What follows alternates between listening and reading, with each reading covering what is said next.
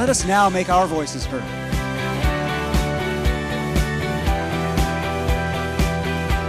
I pledge to serve and to push my country. I pledge to live like a citizen.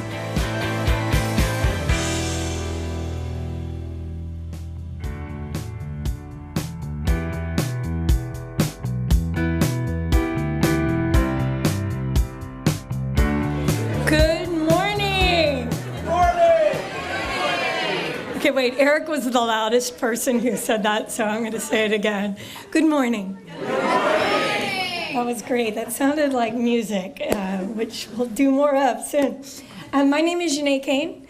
I am one of the co-founders of Citizen University and one of the co-creators of this event called Civic Saturday.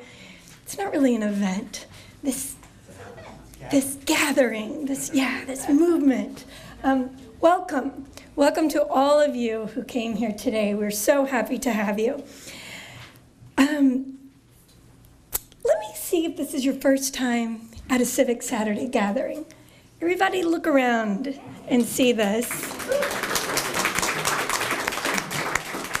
And, when we turn and talk, when we do civic circles, when you're getting coffee, make folks feel welcome. Invite people to feel welcome.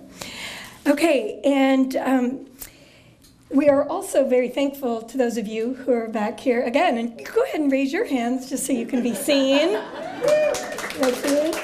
Great. And we love every time having this mix of new folks and returning folks, and we really do invite you to come again and again and again.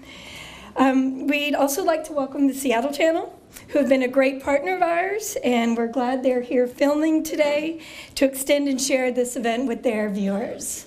And thank you for being here for that.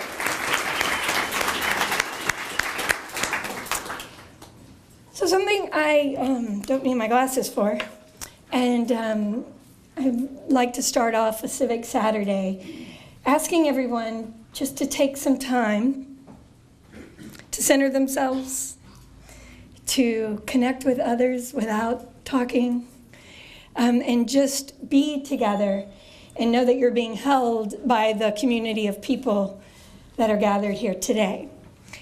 So you do what feels good to you. If you want to close your eyes, if you want to just sit and look down, look up, look around, please do.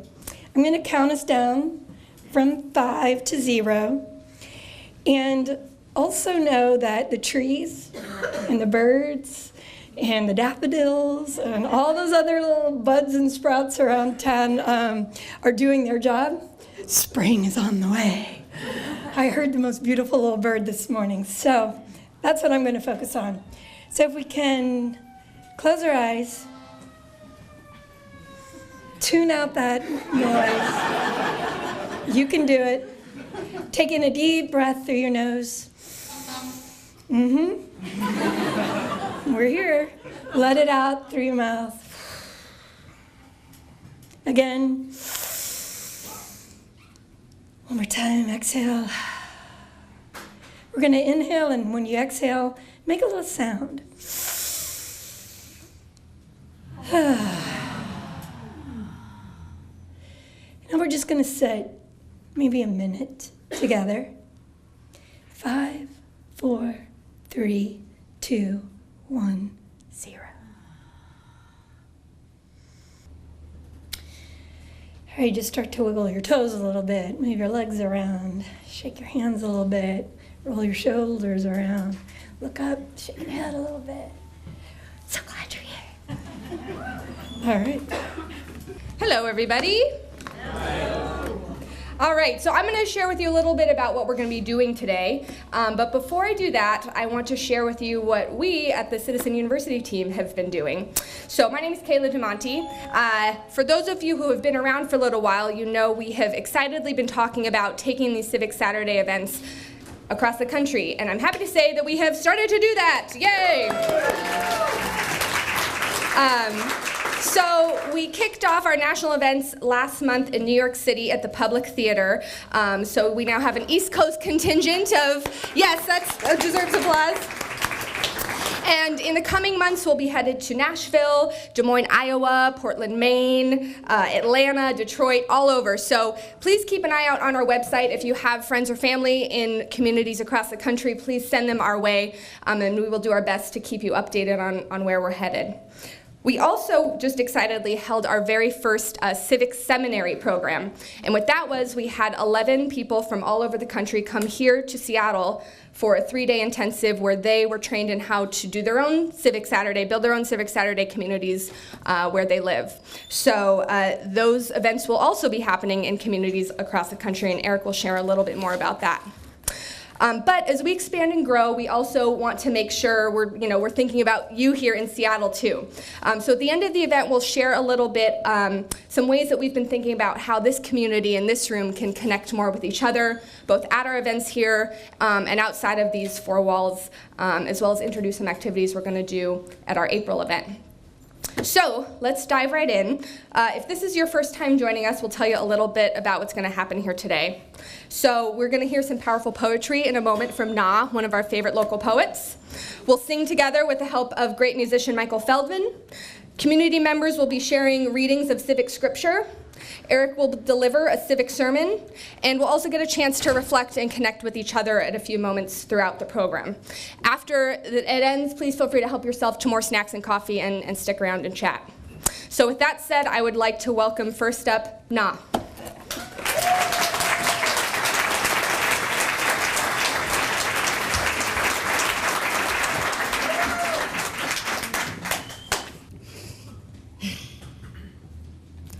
I can only come from logic, standing here reciting words that seem to be given knowledge, such as free, being defined as the legal and political rights of a citizen, free, being defined as not being bounded, confined, or detained by force. So of course my immigrant parents sought citizenship, not wanting to be omitted but admitted to these privileges. Like a relationship between an individual and a state in which an individual owes allegiance to the state and in turn is entitled to its protection. Protection. Can you hear how I try to understand this through my inflection? Defined to be shelter, a covering over, a covering in front. But the abundance of exclusions uncover these illusions. I can name a few. How many do you want? When terminologies are convoluted and our president's words are all intrusive, it's our civil duty to refute it and become more inclusive. Too many of our fellow citizens' liberties have been abused. Which words will you define? Which words will you defend? Which words will you choose to use? Thank you.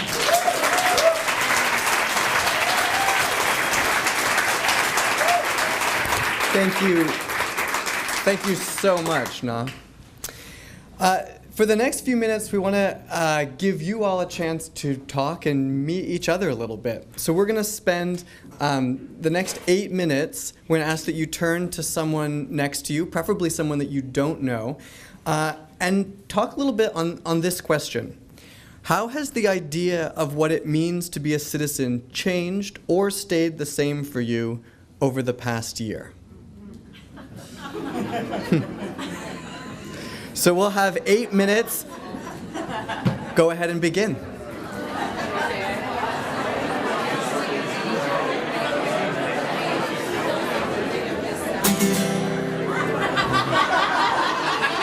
Thank you.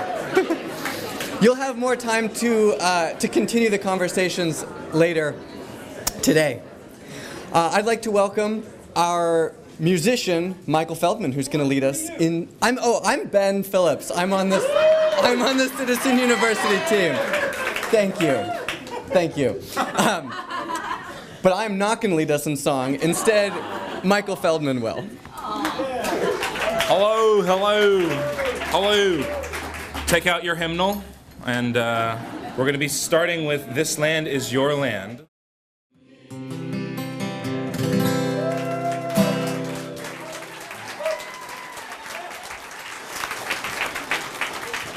Thank you, Michael, and thank you, everyone.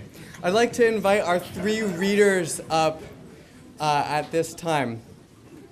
we're going to have 3 short readings from Stephanie Wright, Brittany Moraski, and Kristen Leung, followed by a civic sermon from Eric Liu. Good morning. So this is from Judith Sklar from American Citizenship, The Quest for Inclusion. There is nothing equal about social standing in general. Nothing is more unequally distributed than social respect and prestige. It is only citizenship, perceived as a natural right, that bears a promise of equal political standing in a democracy. Good morning. I'm reading Frederick Douglass from The Composite Nation, speech delivered in Boston, 1869. I have said that the Chinese will come and have given some reasons why we may expect them in very large numbers in no distant future. You ask if I favor such immigration. I answer, I would. Would you have them naturalized and have them invested with all the rights of American citizenship? I would. Would you have them vote? I would. Would you allow them to hold office? I would. But are there not reasons against all this? Is there not such a law or principle as that of self-preservation? Does not every race owe something to itself? Should it not attend to the dictates of common sense? Should not a superior race protect itself from contact with inferior ones? Are not the white people the owners of this continent? Have they not the right to say what kind of people should be allowed to come here and settle? Is there not such a thing as being more generous than wise? In the effort to promote civilization, may we not corrupt and destroy what we have? Is it best to take on board more passengers than the ship will carry? To all of this and more, I have one among many answers, together satisfactory to me, though I cannot promise that it will be so to you. I want a home here, not only for the Negro, the mulatto, and the Latin races, but I want the Asiatic to find a home here in the United States and feel at home here for both their sake and ours.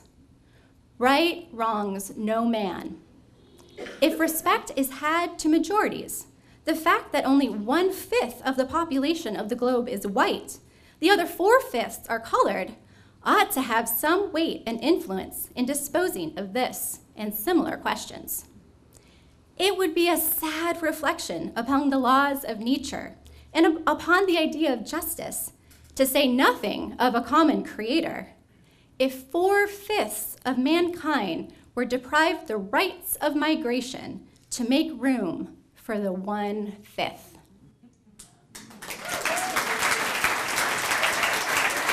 Hi, I just want to say this is my first Civic Saturday, and I'm thrilled to be here.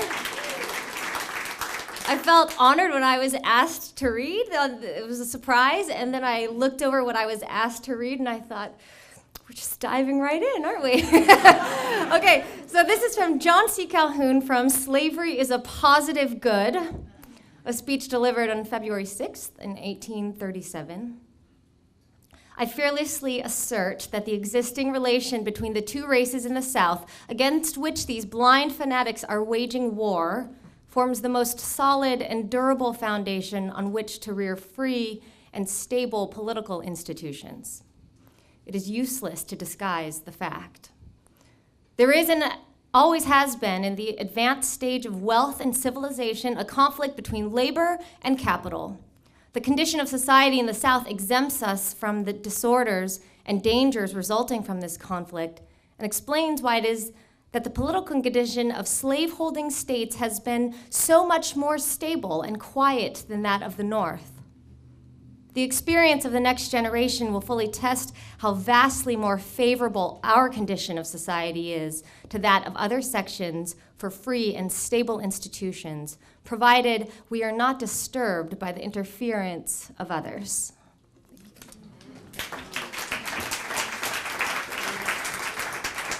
thank our readers again for their...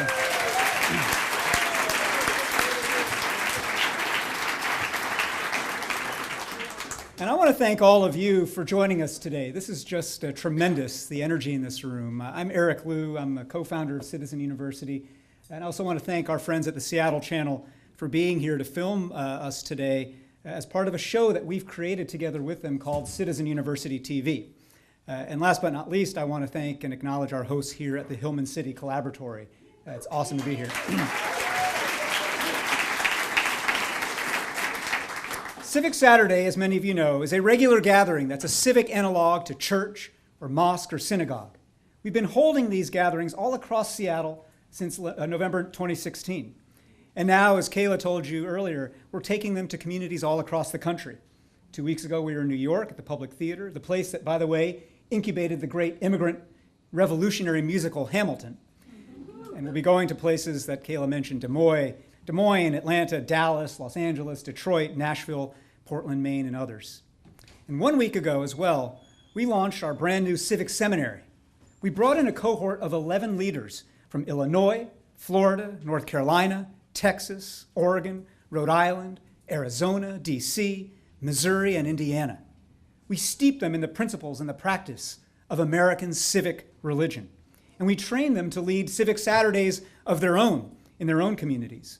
And those communities range from a small town deep in the heart of Texas to the back of the yards neighborhood in the south side of Chicago, to a very southern golf retirement community outside Raleigh, to the hungry new America that is Arizona State University's campus. In short, you are part of something much greater than ourselves, and something that is spreading rapidly across the land.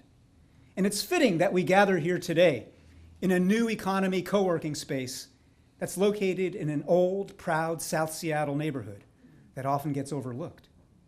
Hillman City, in its diversity, its traditions of mutual aid, its advancing gentrification, and its palpable tension between competing dreams of what life in Seattle can be, in all these ways, Hillman City is the whole of our city in microcosm. This idea of competing dreams has been on my mind a lot lately. It's also clearly on the mind of the current occupant of the White House. So in my sermon today, I want first to explore who really is a dreamer in America. Second, I want to show how at every stage of this country's history and in every part of its territory now, two dreams have been competing for priority, for recognition, for the very life force to bloom into reality. And finally, I want to make clear it's time again for us to choose between these dreams. Let me start with this question. Who's a dreamer? On Tuesday, the day of Donald Trump's first State of the Union address, I did two notable things. First, following Kayla's example, I deleted Twitter and Facebook from my phone. Free man, I'm a free man. Second, I watched the MLB network instead of CNN during the speech. This was healthy on several levels. For one thing, with less than 2 weeks before pitchers and catchers have to report to spring training, I got a pretty good overview of some of the most promising young players in the game today. And if you're a Mariners fan, you probably should just keep watching CNN. It's less depressing. But more importantly, this choice of channels enabled me to regain something that some of you may remember, this thing that people used to have and use all the time. It's called perspective. With just one day's perspective, I managed to bypass all of the micro reactions that Trump triggered in real time. And by Wednesday, I could see that there was really only one important line in his 80 minutes of teleprompting. The line was this, quote, "Americans are dreamers too."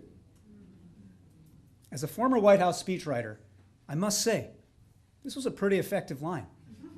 And it brings me no pleasure to say that.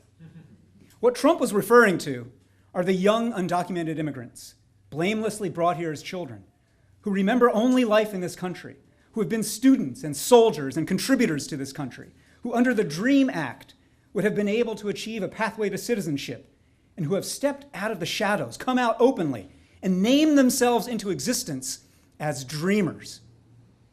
For all these many years of nativist, racist provocation on social media and elsewhere, Donald Trump has rarely called these people dreamers. He's called them DACA, which of course is the administrative program that President Obama created to exempt these young people temporarily from deportation. Trump intuited correctly that to call them dreamers would be to legitimize their cause, to embed them in the iconography of the American dream. It bugged him that the debate had been framed such that immigration restrictionists like him had to be against dreams and dreamers. So on Tuesday, he did in rhetoric what his followers want to do in real life. He grabbed back the American dream.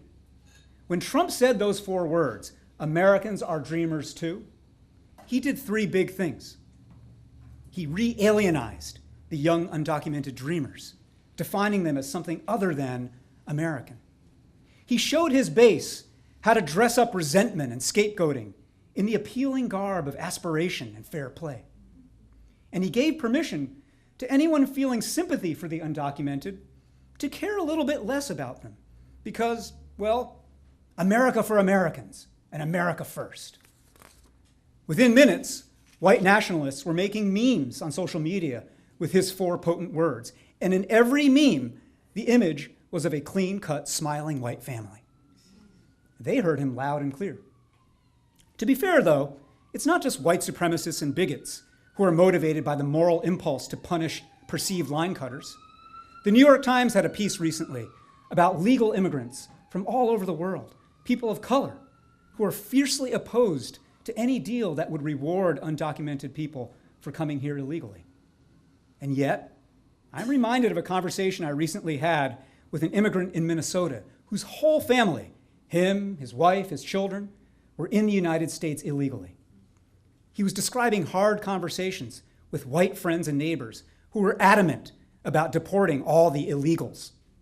When he reminded them that he was one of those, quote, illegals, they replied, well, of course we don't mean people like you. Did I mention he's from Iceland? Let's get real. Let's get real. We are all dreamers. We all dream. Working class whites without college degrees dream of a time when being white and high school educated was enough to get a ticket to prosperity. Prosperous whites who tolerate Trump's degradation of our republic as the price you gotta pay for a tax cut, they also dream of their own innocence. African Americans dream too of a day, and not necessarily just in February, of a day when all Americans understand that you can't know American history without knowing African American history.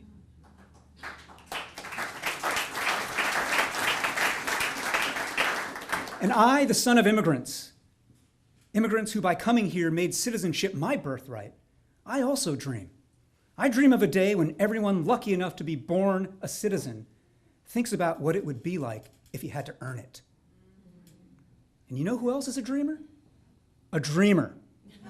I think of one member of our Youth Power Project at Citizen University, a high school student named Esmeralda, who is undocumented, came to this country as a child, and who kept her undocumented status private and secret until she could no longer bear the silence and the secrecy and felt she had to speak out, not only for herself, but for others in her position. When Donald Trump says, Americans are dreamers too, I reply that dreamers are Americans too.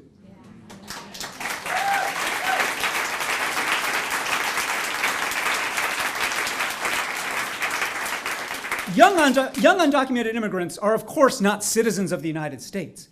But what are they if not American? Raised on American popular culture, schooled in American schools, serving American public institutions, buying and selling in the American economy, loving and being loved by their friends and neighbors and coworkers and classmates who are, in the most everyday sense, their fellow Americans. These two statements, Americans are dreamers too, and dreamers are Americans too. These two statements capture the perpetual tension and interplay between two dreams that have shaped and warped this country from the start. And that's what I'd like to turn to next.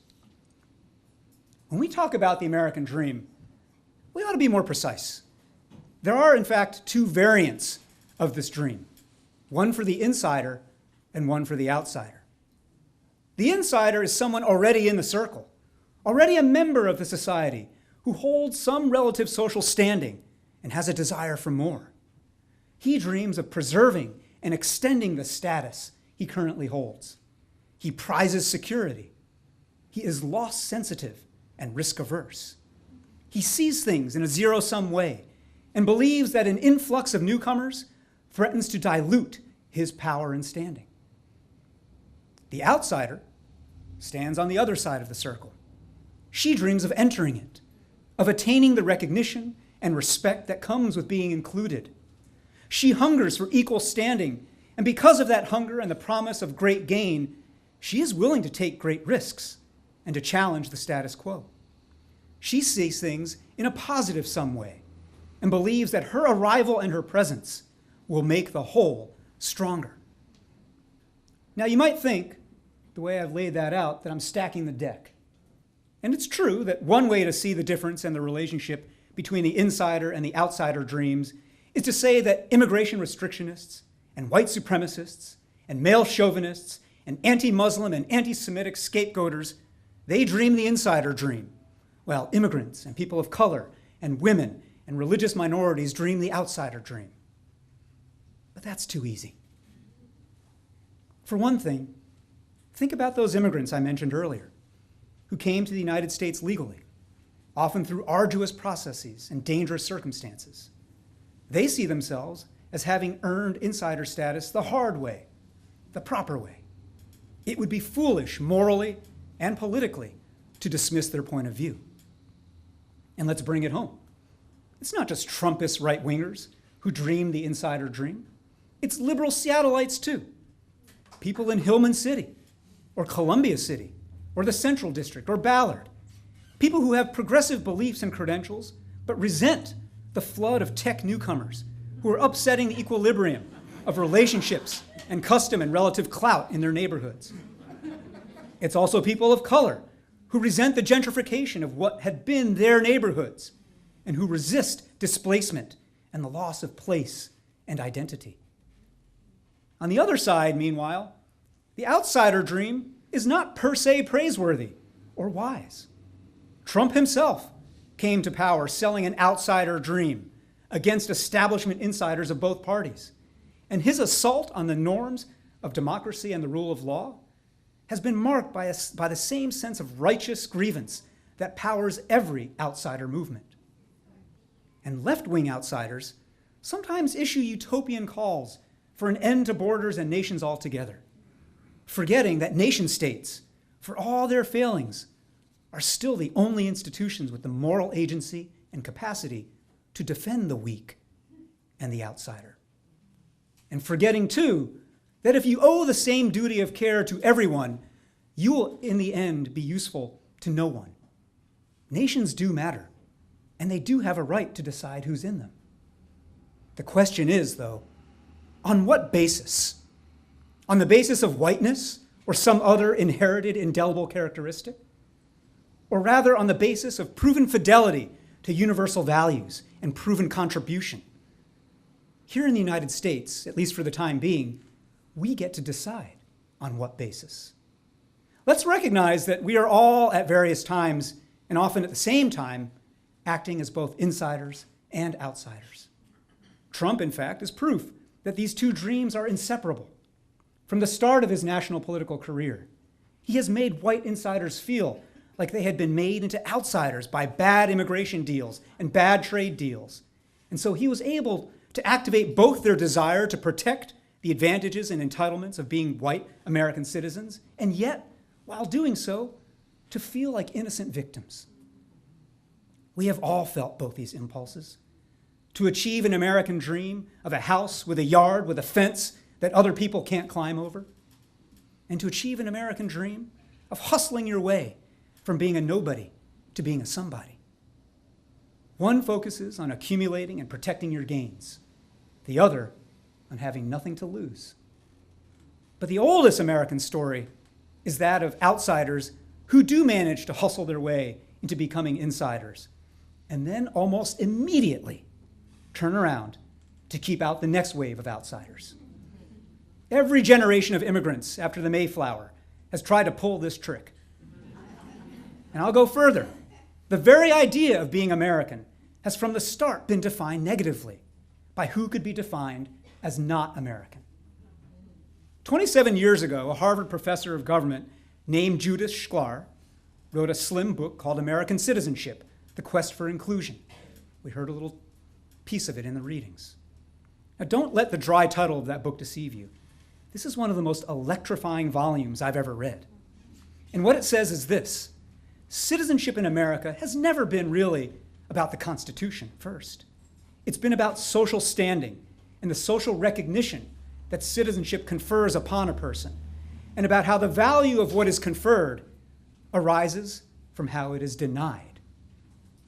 What has haunted and driven this quest for standing and recognition is the presence of slavery and the descendants of the enslaved. The poor white Virginian farmer in the 1700s, the poor white New York factory worker in the 1800s, the unlettered immigrant cobbler from Italy in the 1900s, all of them lived in fear of falling to the social status of a slave. And so for them, earning the right to vote and earning the right to earn as a free laborer was not about fulfilling the ideals of virtuous Athenian Republican citizenship. It was about earning a badge that a black person could never earn, the badge of citizen, first class. Shklar puts it well. Quote, "It was the denial of suffrage to large groups of Americans," she wrote, "that made the right to vote such a mark of social standing. To be refused the right was to be almost a slave. But once one possessed the right, it conferred no other personal advantages. Not the exercise, but the right conferred deeply." Not the exercise, but the right. This is key. And it is the same psychological dynamic at play in the minds and hearts of those who oppose so-called amnesty, and who don't want a DREAM Act, and who would be happy to deport 11 million of our undocumented neighbors. The people who want to kick out or keep down the undocumented aren't primarily interested in developing their own skills and capacities as citizens, in serving more or voting more or learning more. They are primarily interested in maintaining their relative status by devaluing others. In fact, if you told them that since they are special enough to be citizens of the United States, they ought to serve more, they ought to vote more, or learn more, or contribute more, they'd likely reply with a profanity-laced version of, "Don't tread on me." As I've said often, there are many in this country who lack the documents but live like citizens, and many who have the documents but don't. In that latter category are plenty of people who are not hardcore immigration restrictionists, but are what I call interested bystanders. These interested bystanders are in the 80% who say in public opinion polls that they support a pathway to citizenship for the dreamers. But when that 80% drops to 53% in a hypothetical where the choice is either a DREAM Act or a government shutdown, for instance, they are among the large numbers whose support for dreamers evaporates. They want to signal support for the outsider until there's a trade-off. Then not so much. Now, I don't mean to make fun of these people of squishy principle. These interested bystanders actually may be the most politically important group in America today. Because if they stand by silently while nativist authoritarians take control of the machinery of state, we're done. But if they stand up for decency and inclusive democracy, we still have a shot. And so what we are called to do is to understand how the insider dream and the outsider dream are at war in their hearts and in our own hearts. For only by starting there can we do what I want to talk about now in my final segment today, and that is to move our country toward a healthy combination of dreams and a new basis for civic stature. I've long believed that one of the core American questions is, who is us? We are a nation that on paper is defined by a set of creedal values available to all, but that in practice is defined by our origins in whiteness and the original sins of slavery and genocide. So who is us today?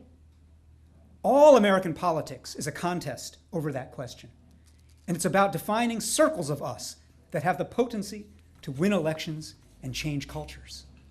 If Judith Shklar is right that citizenship is a form of currency in the economy of status, and I believe she is, then the question is this: whether we can imagine, whether we can dream up a different basis for social standing and identity.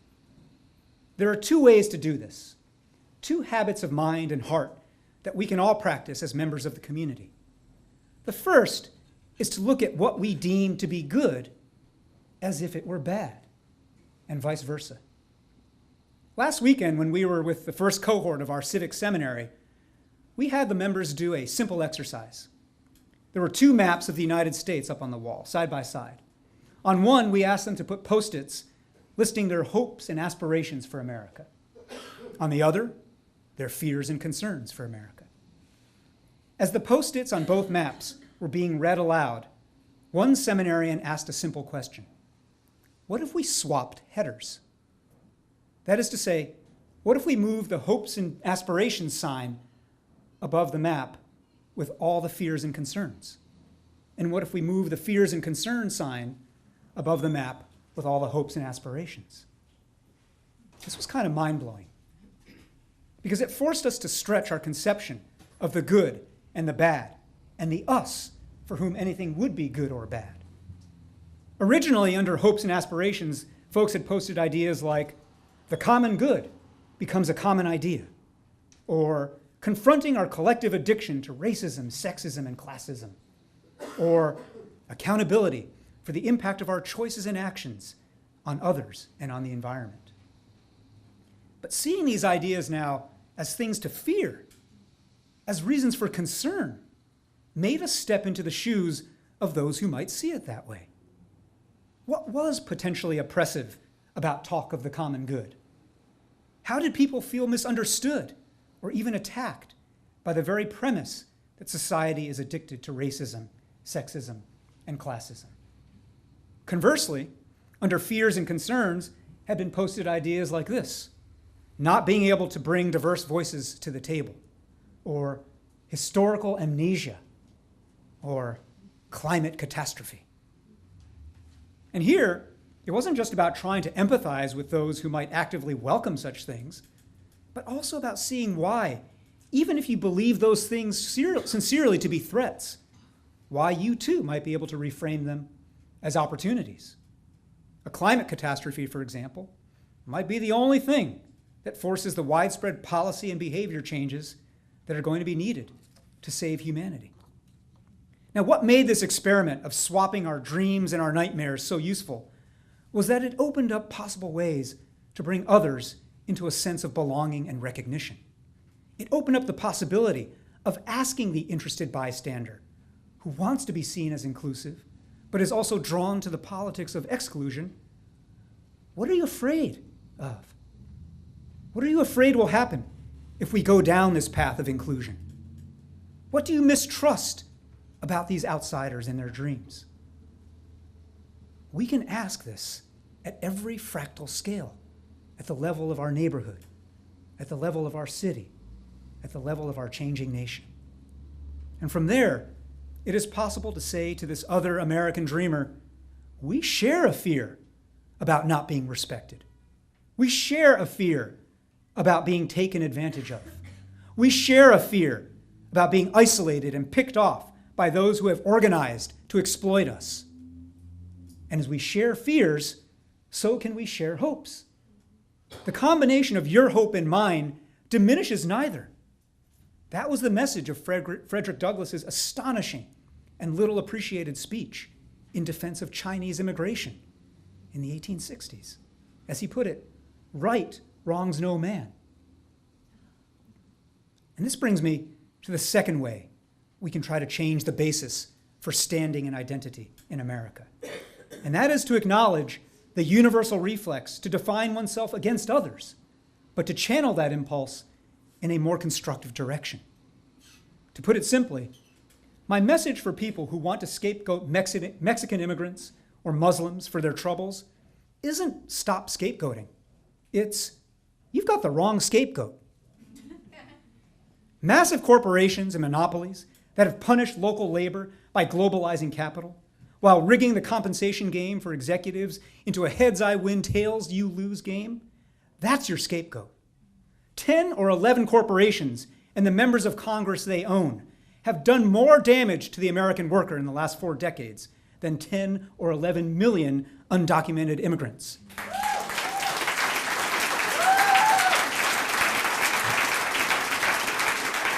10 or 11 million undocumented immigrants, the great bulk of whom are doing the work that most white and black and Asian Americans think is beneath them. I don't see the former machinists of the Rust Belt or the former coal miners of Appalachia rushing to the Central Valley of California to pick the crops that are rotting on the vine now, thanks to a post-Trump shortage of migrant workers.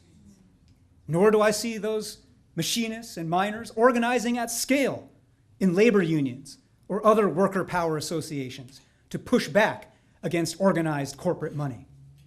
You want standing and recognition? You don't get it on the cheap with a fraud like Trump promising walls built of bullshit. You earn it.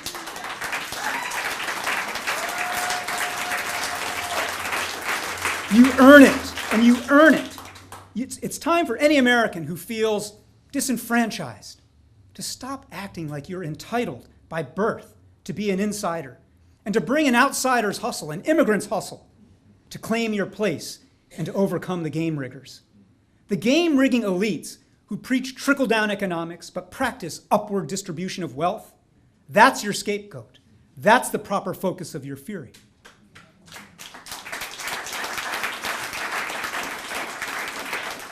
Now, once we get the scapegoat right, it's possible for us to build a bigger, more inclusive circle of us. This us is made of people who work for a living, as against those who move capital around and treat people as costs to be cut.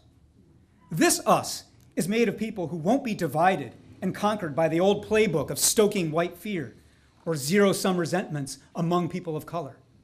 This us is also made of people who get out of the posture of learned helplessness and who choose to become literate in power, who understand how to move and change political and economic systems, and who take responsibility for building cross-racial coalitions of countervailing people power.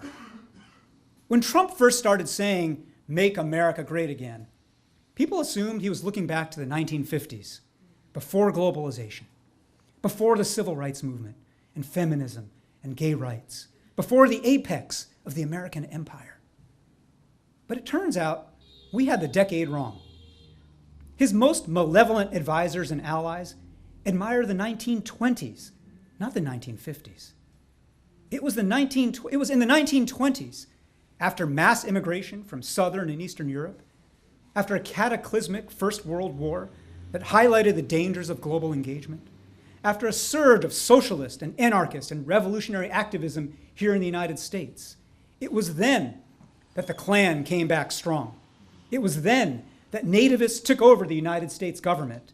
And it was then that a nakedly racist system of immigration quotas and exclusion became the law of the land.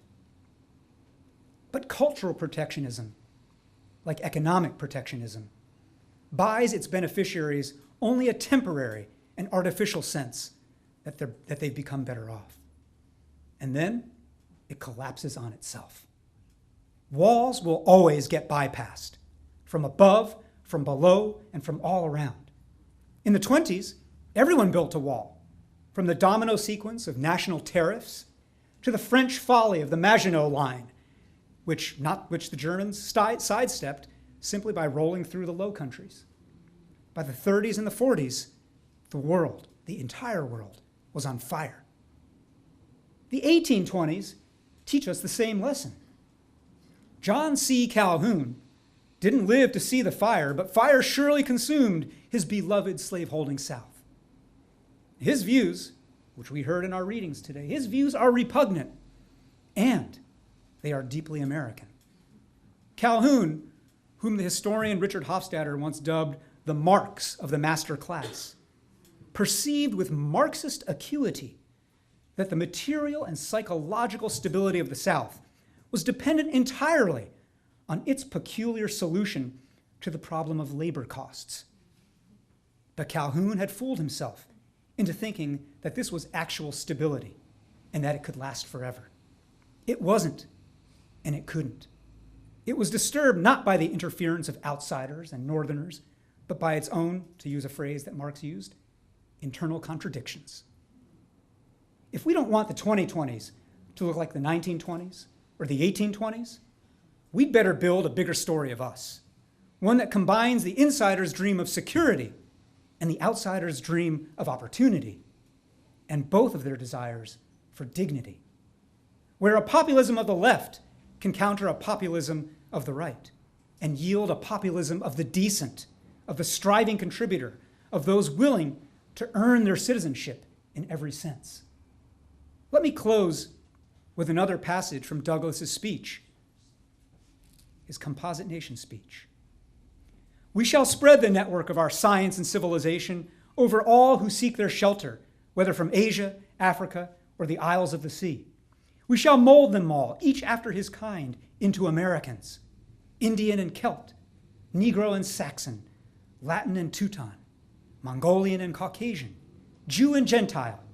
All shall here bow to the same law, speak the same language, support the same government, enjoy the same liberty, vibrate with the same national enthusiasm, and seek the same national ends. 1869.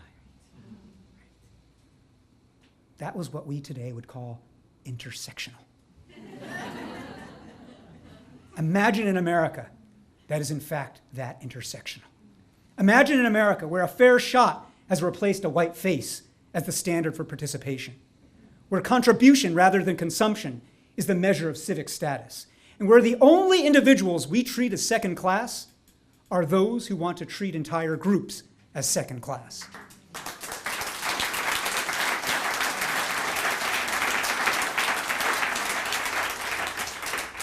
Or, in the alternative, imagine an America that is basically contemporary Russia or the old Confederacy, an oligarchy with a thin crust of stolen wealth at the top and the deep rot of surrendered hopes and habituated obedience beneath. Which nation do you dream of belonging to? What kind of dreamer do you want to be? Decide now. Declare yourself.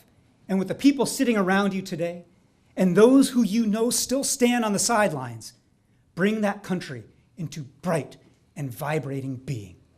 Thank you.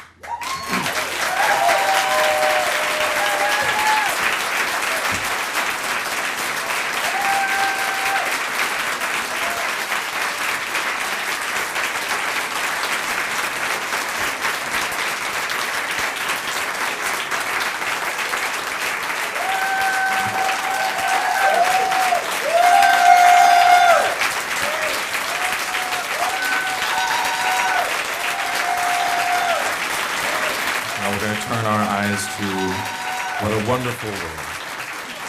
There's still some optimism out there. Here we go. Oh, yeah.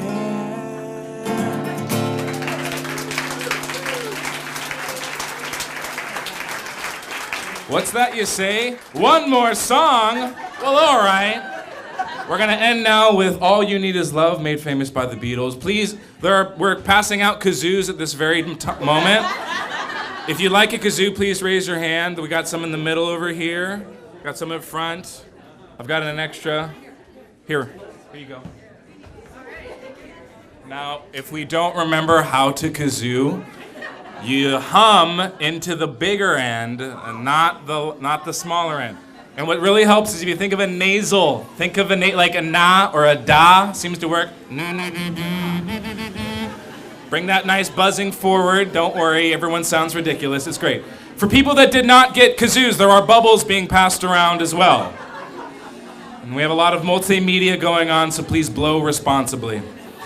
I'd like to walk through real quick. So we're gonna do the whole opening, the whole Queen's March, na na na na na na na na na, on kazoo, and then also with the All You Need Is Love.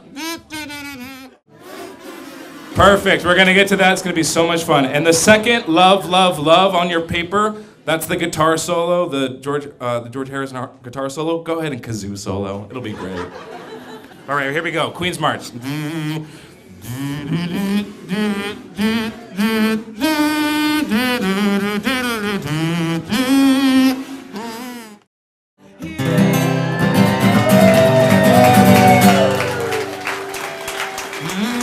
Please hold on. Feel free to take your kazoos or put them up at the front. We will sanitize them for later.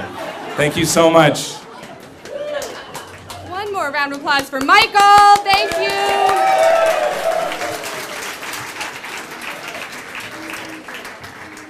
So Michael gets at the heart of something that we believe very strongly at Citizen University, which is that civic participation should be joyful, it should be celebratory. So thank you for participating in that with us. So before we move into civic circles, as I promised, I want to share with you a little bit about what we've been thinking about, how further to build this community. So we know for some of you, you are seeking ways to continue to connect and chat with each other and reflect outside of these walls. For some of you, you're looking to take these ideas and turn them into action in our community. And for others, we know just coming to listen and reflect and be inspired is perfect for you. And whatever piece of the Venn diagram you fit in, we want to help you get there. So at our April event, which is going to be April 28th at the NAM, National African American Museum, we will be introducing ways to build our Civic Saturday community outside of these walls, and we'll be exploring ways that we can infuse that into the event more, to share your successes, to learn about what you're involved in, to strengthen our community by strengthening the connections we have to each other. So one way we're going to do that today is after our civic circles, we're going to allow people, if you know of something cool that's going on around town, if you're involved in a project, if you're seeking help, we're going to give folks an opportunity to stand up and do very brief moments of that. So if there's something you want to share, keep that in mind, and we will have an opportunity for that outside of the civic circles. Before we do that, I just want to ask if are there any quick questions about what we've got going on? Okay, think about them. We'll have time for that too. So for our final piece of the program, we're going to do what we call civic circles. So we're going to ask you in a moment to self-organize into groups of about 5 or 6. Whoever ends up in your circle are the people that are supposed to be there. And we are going to share a little bit about this prompt. How do we bring bystanders into an inclusive version of the American dream? How do we bring bystanders into an inclusive version of the American dream? So go ahead and group up. We'll take about 15 or so minutes. I'll let you guys know how much time we have when we get close to the end, and then we'll come together and close. Don't change people's minds in a church. If they share their story, then they risk too much. Because that's what I think is so disheartening about what's happening, is that no matter if you're a Trump supporter or you're an immigrant or you're, here as a born citizen, everything in between, there's something that binds us, but we have to have dialogue to find out what that is. And maybe that pushes the conversation a little bit further, but it's really important. So I think it's that on every scale. Thank you all so much for sharing. That was fantastic. So if you have questions about any of those activities, please direct them to the folks who made them. And this is our official close for today. So thank you all for being here. Thank you to Na and Michael and all of our readers. And we'll see you on April 28th at NAM.